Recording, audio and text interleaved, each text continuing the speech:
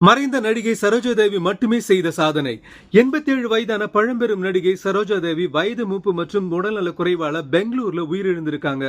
எம்ஜிஆர், சிவாஜி, என்டிஆர், நாகேஸ்வர் ராவ், ஜெமினி கணேசன் உச்ச நடிகர்களோட நடிச்ச அவங்க மட்டுமே செய்த சாதனையை பத்தி உங்களுக்கு தெரியுமா?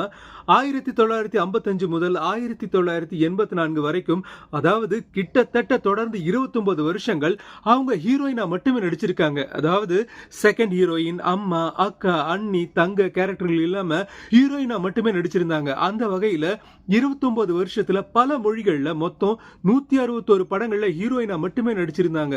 இந்த சாதனையை படைச்ச ஒரே நடிகைன்னா அது சரோஜாதேவி மட்டும்தான்.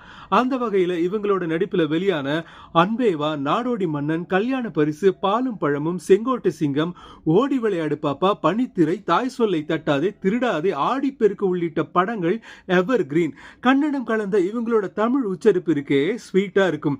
சில வருஷங்கள்ல ஃபீல்ட் அவுட் ஆகிற பல நடிகைகள் இருக்க, இவங்க மட்டும் 29 வருஷங்கள்ல தொடர்ந்து ஹீரோயினா மட்டுமே நடிச்சிருக்காங்கன்னா அவங்க ரசிகர்களை எந்த அளவுக்கு இம்ப்ரெஸ் பண்ணியிருப்பாங்கன்னு யோசிச்சு பாருங்க.